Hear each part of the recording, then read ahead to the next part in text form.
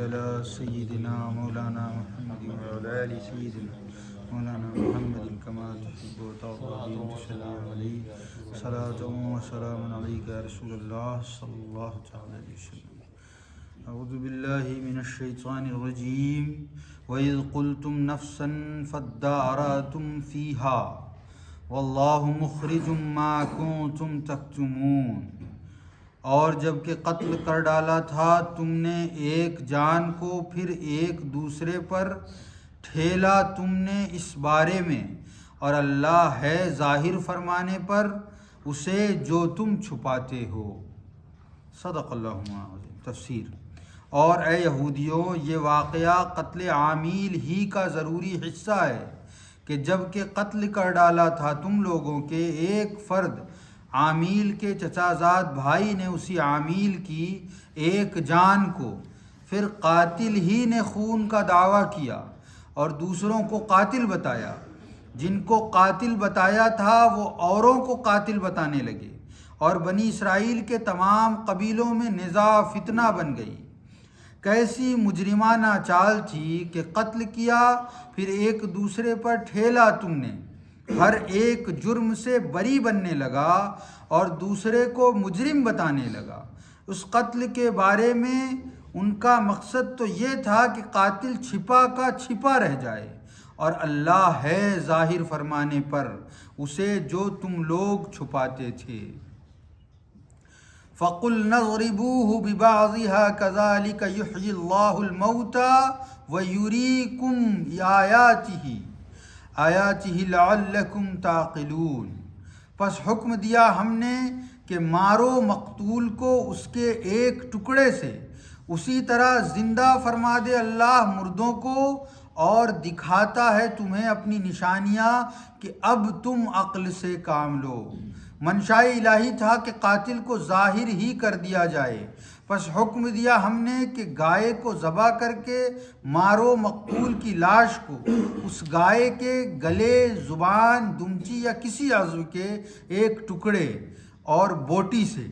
جب بنی اسرائیل نے یہی کیا تو عامل زندہ ہو گیا اور اپنے قاتل چچا زاد بھائی کا نام بتایا، اور سب نے دیکھ لیا کہ مردہ زندہ ہو جاتا ہے.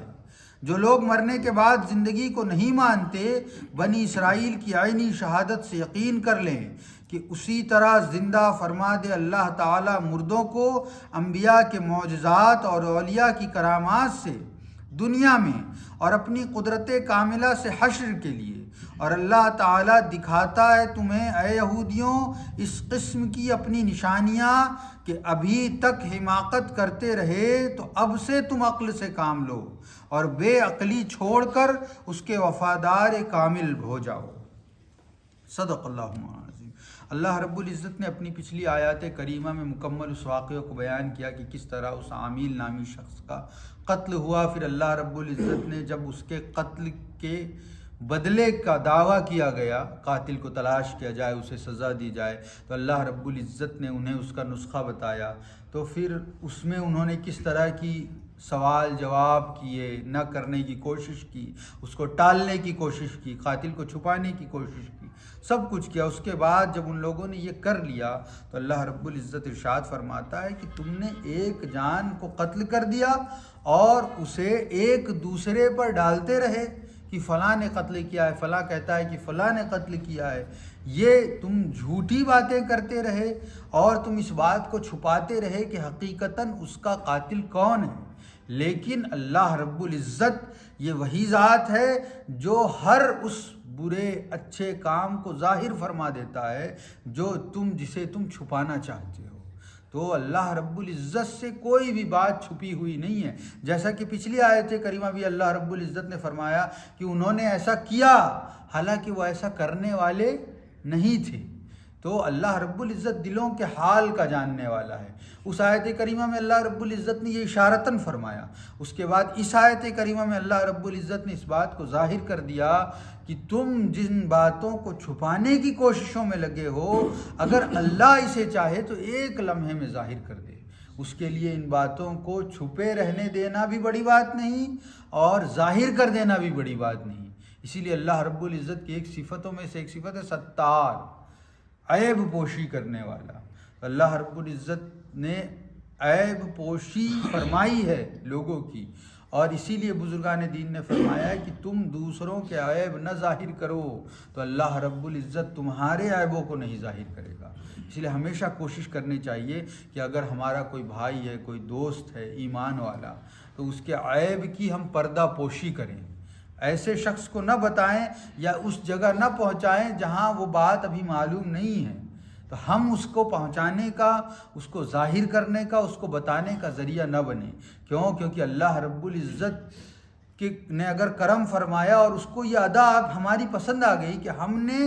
اپنے رب کی رضا کے لیے، اس کے ایمان والا ہونے کی وجہ سے ہم نے اس کے عیبوں کو چھپایا ہے، تو کل حشر کے دن انشاءاللہ العزیز اللہ رب العزت ہمارے عیبوں کی بھی پردہ پوشی فرمائے گا۔ تو اس لیے اللہ رب العزت کی قدرت سے یہ بات بعید نہیں ہے، دور نہیں ہے کہ وہ کسی کے عیب کو ظاہر کر دے یا کسی کی اچھائی کو ظاہر کر دے، اسی طرح کسی کے عیب کو چھپا دے یا کسی کی اچھائی کو ایسے دبا دے گویا وہ ہو ہی نہ دنیا میں۔ اللہ رب العزت نے اس آیت کریمہ یہی فرمایا کہ تم نے ایک جان کو قتل کیا، اس کے بعد اس جان کو قتل کرنے کے الزام ایک کے بعد دوسرے پر ڈالتے رہے،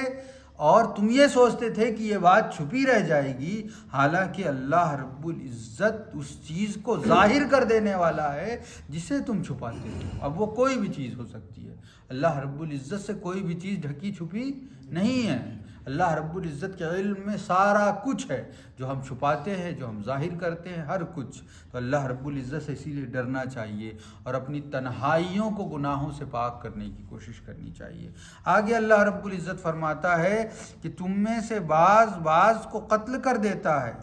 فَقُلْ نَضْرِبُوهُ بِبَعْضِهَا۔ اس کے بعد اللہ رب العزت نے ارشاد فرمایا کہ ہم نے انہیں یہ حل بتایا، جب انہوں نے ایک دوسرے پر قتل کا یہ الزام لگانا شروع کیا اور اس میں سے قاتل نے یہ کوشش کی کہ وہ اس قتل کو چھپا لے، تو اپنے نبی حضرت موسیٰ کے ذریعے اللہ رب العزت نے انہیں حل بتایا کہ تم ایک گائے ذبح کرو۔ اب اس گائے کے زبان، دم کسی بھی حصے سے یا اس کی ایک گوشت کی بوٹی اس گائے کو ذبح کرنے کے بعد اس مردہ شخص جس کا قتل ہوا ہے اسے مارو تو وہ زندہ ہو جائے گا اور بولنے لگا۔ اور اللہ رب العزت ارشاد فرماتا ہے کہ ایسے ہی اللہ رب العزت نے بولا نہیں، ایسے ہی اسے زندہ کیا، وہ شخص کھڑا ہوا قتل ہو جانے کے بعد، اور اس نے اپنے قاتل جو اس کا چچا زاد بھائی تھا، جو اس کی بیوی پر بھی فریفتہ تھا، عاشق تھا اس کی بیوی کا، اور اس کی دولت کا بھی لالچ رکھتا تھا، جس مقصد سے اس نے اس شخص کو قتل کیا تھا، تو وہ قتل ہو جانے والا شخص کھڑا ہوا، زندہ ہوا دوبارہ، اور اس نے اپنے چچا زاد بھائی کی طرف اشارہ کیا اور بتایا کہ اس نے میرا قتل کیا ہے۔ تو یہ نشانی جو ہے یہ ایسے ہی نہیں ہے کہ صرف واقعے میں بیان کی گئی ہے۔ یہودیوں کی، بنی اسرائیل کی جو جماعت اس وقت وہاں موجود تھی، انہوں نے یہ ہوتے ہوئے دیکھا، جس طرح نبی کریم علیہ الصلوۃ والتسلیم نے چاند کے 2 ٹکڑے کیے، تو جو لوگ اس وقت موجود تھے دنیا میں انہوں نے یہ نظارہ دیکھا، تو یہ عینی شاہد موجود تھے اس کے، اور انہوں نے پھر اپنے آگے والوں کو یہ بیان کیا کہ ایسا واقعہ پیش آیا تھا، اور یہ واقعہ اس بات پر دلالت کرتا ہے کہ اللہ رب العزت جو ایک گائے کے ٹکڑے کے ذریعے کسی مردہ کو زندہ کر سکتا ہے، تو اگر اس کا نبی اللہ رب العزت کے فضل سے کسی مردہ کو زندہ کر دے تو یہ کوئی بڑی بات نہیں۔ اگر اللہ رب العزت کے مقرب بندے کسی مردہ کو زندہ کر دیں تو یہ کوئی بڑی بات نہیں۔ ایک بے شعور جانور اسے بھی ذبح کر دینے کے بعد اللہ رب العزت اگر چاہے تو اس گوشت کے ٹکڑے کے کسی مردہ جسم پر لگنے سے وہ مردہ جسم کھڑا ہو سکتا ہے۔ تو جو ذوات کریمہ اللہ رب العزت کے اتنے نزدیک ہیں کہ اللہ رب العزت فرماتا ہے یہ بولتے ہیں تو زبان ان کی ہوتی ہے، بولتا میں ہوں، یہ پکڑتے ہیں تو ہاتھ ان کا ہوتا ہے لیکن پکڑتا میں ہوں۔ تو وہ ذوات کریمہ اگر کسی کو رب کے حکم سے زندہ کر دیں تو یہ کوئی کمال کی بات نہیں ہے، اور اس میں کوئی شرک کی بات بھی نہیں ہے، کیونکہ یہ کمال ان میں جو پیدا ہوا یہ اللہ رب العزت کے فضل و کرم سے پیدا ہوا، اللہ رب العزت کی عطا سے پیدا ہوا۔ وہ خود کسی کو زندہ کرنے والے نہیں ہیں، بلکہ اللہ رب العزت نے وہ استطاعت، وہ طاقت انہیں عطا فرمائی تو وہ ایسا کر رہے ہیں۔ تو یہ اللہ رب العزت کی عطا ہے، ان کے رب کریم کو راضی کر لینے کی نشانی ہے کہ انہوں نے اپنے رب کو ایسا راضی کر لیا کہ اب ان کا کرنا رب کا کرنا ہے۔ تو اللہ رب العزت نے اس آیت کریمہ میں یہ بات ثابت کی کہ تمہارا رب جو ایک مردہ جانور جو ذبح کر دیا گیا ہے، جس کا خون اس کے جسم سے نکل چکا ہے، وہ اگر اس جانور کے گوشت کے ٹکڑے سے چاہے تو ایک مردہ کو زندہ کر سکتا ہے، تو لوگوں جان لو کہ حشر کا میدان قائم ہونے والا ہے، اس میں تمہاری سڑی گلی لاشوں کو ان کو زندہ کرے گا اللہ رب العزت اپنی قدرت سے، اور حساب و کتاب لے گا۔ کوئی یہ نہ سوچے کہ ہم مر کر مٹی میں مل جائیں گے یا ختم ہو جائیں گے، ہمارا اب کوئی وجود نہیں ہونے والا، دوبارہ زندگی کا خیال نہیں کرنا چاہیے، ایسا نہیں ہے، بلکہ اللہ رب العزت نے وعدہ کیا ہے تو اپنا وعدہ اللہ رب العزت پورا کرنے والا ہے، اور قیامت کے دن ہمیں اپنے رب کے سامنے پیش ہونا ہے۔ ہمیں چاہیے کہ ہم اسی فکر میں اپنی زندگی گزاریں کہ کل قیامت کے دن جب رب تبارک و تعالیٰ کی بارگاہ میں ہمیں پیش کیا جائے گا تو ہمارا رب جب ہم سے پوچھے گا کہ میں نے تمہیں عبادت کے لیے پیدا کیا تھا، میں نے تمہیں ایمان کی دولت سے نوازا تھا، میں نے تم پر اپنا احسان نبی کریم علیہ الصلوۃ والتسلیم کی شکل میں دیا تھا، تم نے اس کی کتنی قدر کی، تو ہمارا جواب کیا ہوگا؟ تو اب اس جواب کو دینے کے لیے ہمیں کوشش کرنی ہے کہ ہم جتنی کوشش کر سکتے اپنے رب کو راضی کرنے کی، اس کے احکامات پر عمل کرنے کی، اس کی عبادتوں کو بجا لانے کی، اتنی زیادہ سے زیادہ ہمیں کوشش کرنی ہے انشاءاللہ العزیز۔ اللہ رب العزت سے دعا ہے کہ اللہ رب العزت ہم سب کو اپنے رب کو راضی کرنے کی کوشش میں زندگی گزارنے کی توفیق عطا فرمائے۔ وما علینا الا البلاغ۔ الفاتحہ۔